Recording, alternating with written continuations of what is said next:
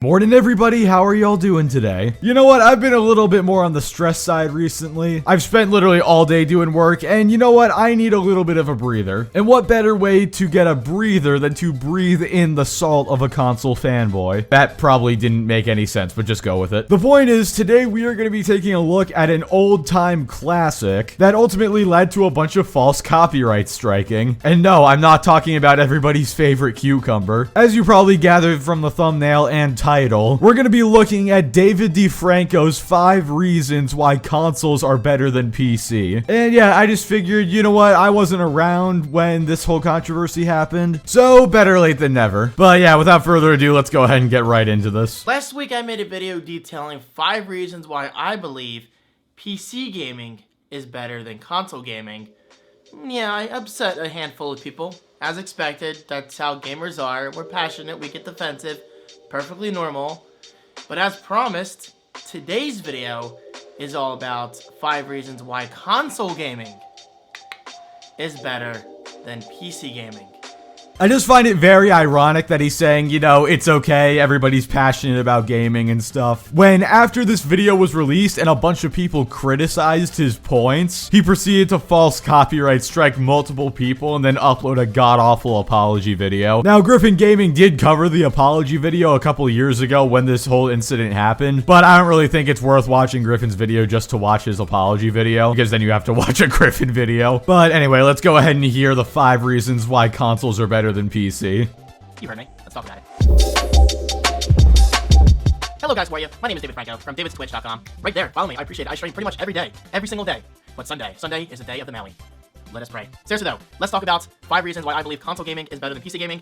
Now, first of all, let me make this clear. I love my PC. I play my PC so much more than I do my consoles. So I'm not playing favorites. I'm not one of those gamers who says, PC Master Race, console Master Race, because I have to feel huge. I have to feel good about myself. I have to feel insecure in a way. That's what Master Race is to me. Insecurity. I mean, I do agree. If you, like, unironically consider yourself a part of the PC Master Race or whatever, then we need to have a talk. Because at the end of the day, when most people say that, it's a meme. It's joking about how cringy it actually is. So I do agree with him on that point. But at the same time, even though you play your PC more, you still come off as a fanboy in this video. I mean, one, because, I mean, do I even have to point out the hat he's wearing? Not saying if you wear PlayStation merch, you're a fanboy. I actually have a couple pairs of PlayStation socks myself. Very comfy, by the way. Maybe if they can't sell enough PS5s, they should move into clothing. But it's just a little cherry on top, that's all. And also, if you're not a fanboy, then I can only surmise that this video is just incredibly forced. Like, honestly, the points he brings up are so bad and makes him come off like a fanboy so much that I honestly kind of think he got so much pushback from a bunch of console users on his last video. And then just to sort of balance things out, he made this video, but that did not end up working out whatsoever. Because this video and his following apology video after the copyright strikes made him receive way more hate than that single console worse than PC video could ever hope to. Sorry guys, that is not me at all. I'm just the kind of gamer who plays anything and plays everything, and that's how everybody should be.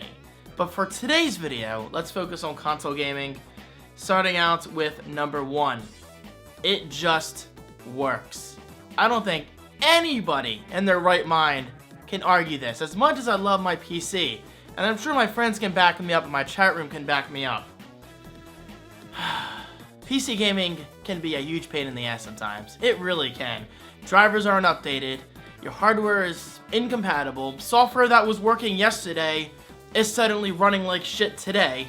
Well, I would say I'm in my right mind, but I'm gonna argue against this. Because this is honestly one of the most common arguments that console fanboys use against PC gaming. Is that, oh, my console works immediately, PC, there's all these hardware issues and stuff. There's countless reports of hardware on consoles failing. I mean, do I even need to bring up the Xbox 360? I remember I had an Xbox One for like 6 years. I upgraded to the One S because it was starting to give in. And then after like a year, the One S gave in. And then I had to get a One X, and then like like 9 months after I got the One X, I switched to PC. I've never had to get a new part for my PC. All of it has always worked. I've just upgraded because I felt like it. Meanwhile, with consoles, I probably wouldn't have upgraded ever if I didn't have the hardware issues. So yeah, to say that consoles don't have hardware issues, that's complete BS. Second of all, I know, yes, driver updates can be annoying, but they take a couple minutes at most. They don't come in too frequently. And also, consoles get updates too, you know? Just throwing that out there. And also, I've never had a case of software working one day and then not working the next day. I'm sure that would be very annoying if it does happen. But at least me personally, you know, I've had my PC for over 2 years now, and I've never had an issue with that. But with consoles,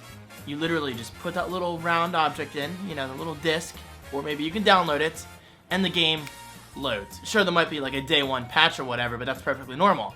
But my point is, console gaming, it just works. You sit down on your couch, and you enjoy your game.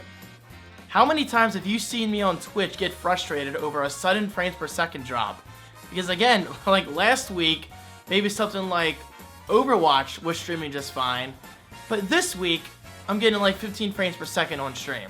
It doesn't make sense, and that's easily my least favorite thing about PC gaming, is that the experience is very, very fragmented. I mean, dude, I'm just saying, if you're getting like a good frame rate one week and then the very next week you're getting 15 FPS on Overwatch of all games, you definitely have a hardware issue or something. Or maybe you downloaded a Trojan horse or some malware or something. I have no idea. But good lord, it's not like in my time playing Call of Duty, you know, one week I'll be running 150 FPS and then the next week I'm running like 20. No, it stays pretty consistent for the most part, unless I mess with graphical settings or whatever. And also, I'm just saying, these issues seem to be coming from more of a streamer point of view rather than somebody who just regularly casually plays video games by themselves or with some friends or something. Because guess what? When you stream, you're gonna lose frames. And also, consoles have frame drops as well. Again, I would know. I was on console for 8 years before I moved to PC. It's just not as noticeable on consoles because guess what? The frame rate is capped. If you're playing on an uncapped frame rate, of course you're gonna notice the frame drops more. Think about it. My computer can run like any game at over 100 FPS. But if I were to cap it to 60, I would probably never see a frame drop at all. But of course, if you're letting it run as well as it can, then when you like look in a different direction, there's more stuff to load. Of course, you're gonna notice drops. So yeah, bad starting point, but let's keep going.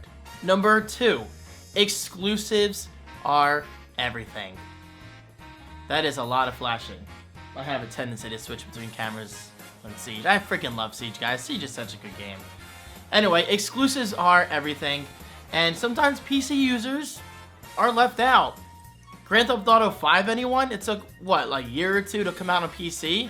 Oh boy, here we go. Exclusives. This is going to be interesting. Although I am actually glad he brought this up because this gives me an opportunity to respond to a comment that I got on one of my previous videos, but I didn't know how to respond at the time because it was actually a good question. We'll get to that in a second though. Exclusives do not make a platform better. They are simply there to force you into buying the platform to play a specific game. I've said this in a previous video, but exclusives don't make a platform better. They are a reason to buy a platform, yes, but that's not a good reason. Hey man, why'd you get that PlayStation? Oh, Sony forced me to or else I wouldn't be able to play Final Fantasy. Hey man, why'd you get that Xbox? Oh, well, I wanted to play Halo with my friends. Said no one in the last like year or so. Anyway. But yeah, anyway, the comment on that video, which by the way, I can't find it, so that's why I'm not putting it up on the screen. But basically the comment was saying, okay, well, so if exclusives don't make a console better, then how does something like a service like Game Pass or PS Plus make the console better? Because technically, you know, it's exclusive to that platform. And that was a good point, and I actually thought about it for a while, and I couldn't think of a response, so I just didn't reply. But I finally thought of an answer, and I'm gonna give it right now. And basically, what it comes down to is exclusives are anti-consumer. They do not benefit anyone in any way. Unlike what console fanboys want you to think, if God of War is only on PlayStation and not on PC and Xbox, that does not make it a better game. Now you might be saying, oh well, Game Pass is exclusive to Xbox, PS Plus is only on PlayStation, so what's the difference there? My answer to that is once you go past exclusive games and start getting into all this like subscription service stuff, it starts to get a little technical because then it's like, well, oh, technically, you know, the power of the Series X is exclusive to that, but the SSD on the PlayStation is exclusive to that console. Like, it's a dumb argument. Like, you can't get too, I guess, nitty-gritty with it is the way I would say it. But yeah, the reason the subscription services make the platform better is because they actually benefit the consumers who are on the platform. Again, exclusives do not. Halo only being on Xbox and PC does not benefit those players. It would benefit everybody on PlayStation as well, because then it would have more players playing. However, services on different platforms actively benefit the users on the platform. That is why exclusives do not make a console better, but services and power and all that stuff do. Hopefully I've explained that well. Hopefully I didn't just sound like an idiot. Red Dead Redemption 2,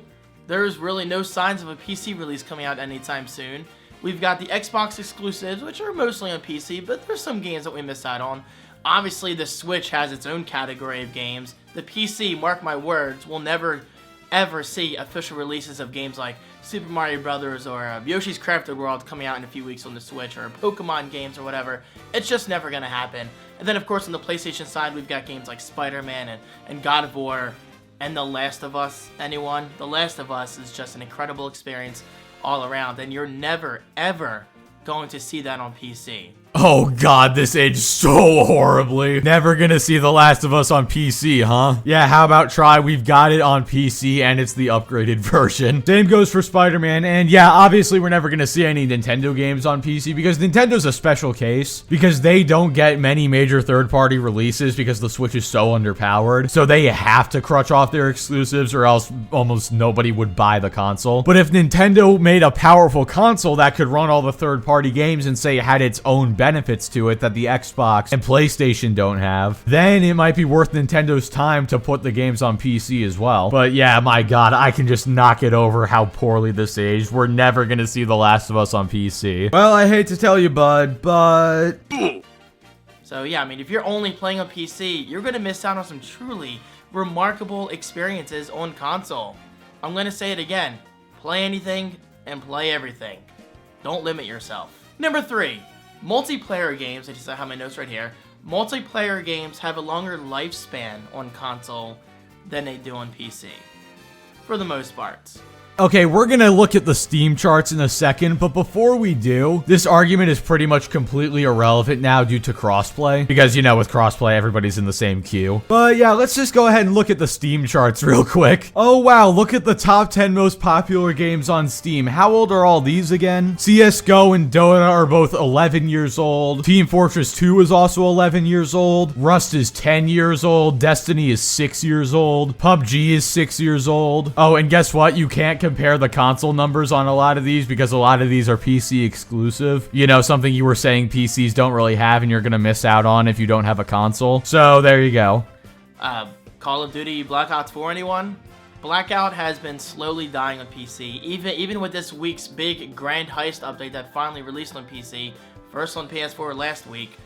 But the PC player base is just dwindling like crazy. Sure, an update here and there, I might see a little spike, but even the optimistic side of me says, nope, that spike's gonna quickly drop down again, and Blackout is kind of a dead game. Yeah, because Call of Duty's always been a console game. They've always gotten PC releases, but let's be real, most people are playing them on consoles. And especially recently with, again, cross-platform play, you know, this argument doesn't really hold much water anymore. But anyway, I'm not trying to repeat myself too much, so let's just keep going. Personally, I think it's more fun than Apex sometimes. Not just the system, better. Guns are better in Blackout, but then Apex is more unique because the respawn system. But I guess that's why we have the choice, right? It's a lot harder to find active multiplayer games on PC than it is console. I guarantee you, if you launch Blackout on PS4 or Xbox today, instantly, you're gonna drop into a full lobby, for the most part. But on PC, yesterday I was playing Blackouts, and I believe our game started at, what, like 68 players max? Sad moments. But then games like Siege and Battlefield, I think PC community kind of favors games like that, or those rather, over console players. So it easily goes both ways. It just kind of depends on where the player base is and which platform you prefer. But keyboard and mouse, I cannot picture myself playing Blackouts on a controller. I just can't. Number 4, the home theater experience. You just can't beat it. This is something I miss all the time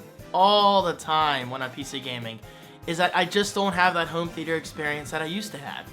And yeah, I have my basement, which is still a work in progress, and yeah, eventually I will play huge releases down there, like, you know, The Last of Us Part 2 and whatever.